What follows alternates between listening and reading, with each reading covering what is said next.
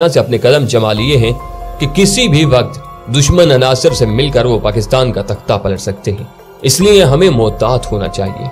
आपके इल्म में है कि चनाब नगर साबका रबवा जिस जगह आबाद है उस जगह का पुराना नाम चक ढगियां था। तकसीम हिंद के वक्त उस वक्त का कादियानी खलीफा जब कादियान से सिखों के डर से भागकर पाकिस्तान आ गया, जिसे ये कादियान दारुल अमान कहते थे, तो सर जफरुल्लाह खान की कोशिश से उस जगह कादियानी जमात के लिए बुनियादी तौर पर 12,000 रुपए के इवज 1034 एकड़ जमीन की लेज मोरखा 11 जून 1948 को पास की गई थी। उस वक्त उस जगह का नाम रबवा रखा गया।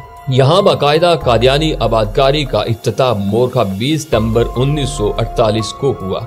उस मौका पर 5 बकरे भी ज़बह किए गए और फिर हर कोने खुदरे से कादियानियों को लाकर यहाँ आबाद किया गया और किसी भी मुसलमान के लिए यहाँ जमीन हासिल करके घर बनाना ममनू करार दे दिया गया।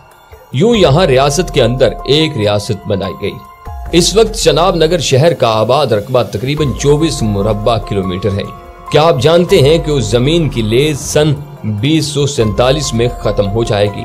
जी हाँ, कादियानियों के नाम दी गई लीज 99 साल के लिए थी और कादियानी जानते हैं कि मुसलमानान पाकिस्तान इस लीज की तजदीद कभी नहीं होने देंगे। कादियानियों को भी इस बात का एहसास है कि क्या होगा, इसलिए कादियानियों ने इस खतरे को भांपते हुए चनाब नगर से सरगोदा की तरफ की जमीन मुंह मांगी कीमत पर खरीदनी शुरू कर दी है कि अगर चनाब नगर की जमीन की लीज मनसूख हो तो हमारे पास अपनी जाती मलकीती जमीन उसके मुतबादल के तौर पर मौजूद हो। इस मकसद के लिए सबसे पहले चनाब नगर के साथ अहमद नगर नाम की एक बस्ती भी पहले ही बसाई जा चुकी है, जहां मिर्जा मसरूर का फार्म हाउस भी है और इतलात के मुताबिक वहां से आगे भी 4-5 गुना ज्यादा कीमत पर धड़ाधड़ जमीनें खरीदी जा रही हैं और हमारे नाम के मुसलमान पैसों के लालच में कादियानियों को अपनी जमीनें फरोख्त कर रहे हैं।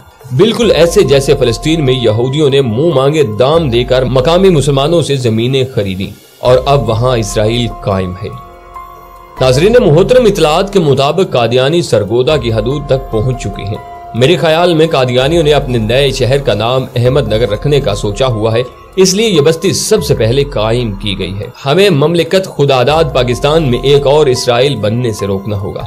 उसके लिए लोगों को बताना होगा कि थोड़े से दुनियावी फायदे के लिए अपनी आखिरत को बर्बाद न करें, अपनी जमीनें इन्हें न बेचें।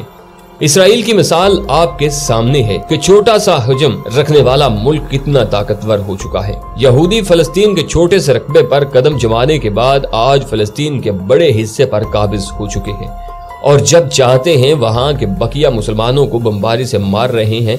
फलस्तीनियों की नस्ल कशी के पीछे उनका मकसद ये है कि वहां के तमाम मुसलमान खत्म हो जाएं और सारी जमीन यहूदियों को मिल जाए।